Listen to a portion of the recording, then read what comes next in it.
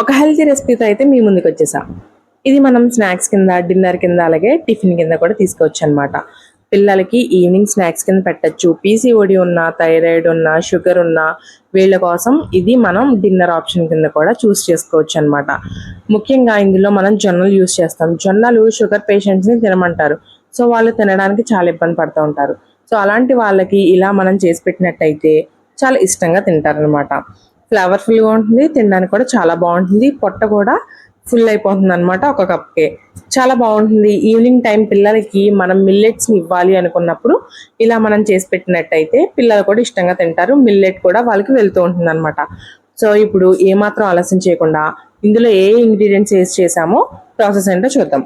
ముందుగా నేను బొబ్బర్లు, అలాగే ఇక్కడ నేను జొన్నలు తీసుకున్నానండి. జొన్నల్ని రెండింటినీ కూడా ఒక్కొక్క గ్లాస్ చొప్పున తీసుకొని నానబెట్టుకున్నాను. ఫస్ట్ కడుక్కున్నప్పుడు పైకి మనకి తేలే కదండి, అవన్నీ చచ్చులు అనమాట. సో అందుకనే అవన్నీ కూడా తీసేసుకొని ఇప్పుడు వీటిని ఒక 8 గంటల పాటు నానబెట్టుకోవాలి.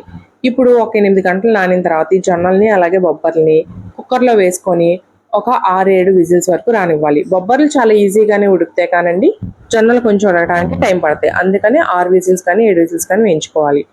ఇప్పుడు స్టవ్ మీద పెట్టుకొని చక్కగా నిదానంగా మీడియం ఫ్లేమ్లో ఒక 2 విజిల్స్ రానిచ్చిన తర్వాత అప్పుడు హై ఫ్లేమ్లో పెట్టండి. అప్పుడు మనకి జొన్నలు బాగా ఉడుకుతాయి అనమాట. చూసారు కదా, మనకి జొన్నలు ఇక్కడ ఉడికినాయి.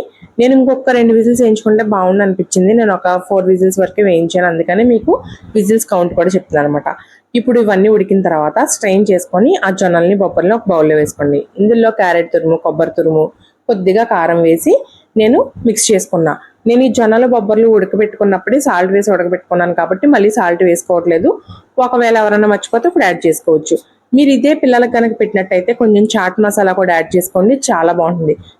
మీ దగ్గర చాట్ మసాలా లేకపోతే black salt and amchur powder వేసుకున్నా సేమ్ అదే ఫ్లేవర్ వస్తుంది, చాలా బాగుంటుంది, అందరు ఇష్టంగా తింటారు. ఇంకెందుకు ఆలస్యం, మన ఛానల్ని సబ్స్క్రైబ్ చేయండి.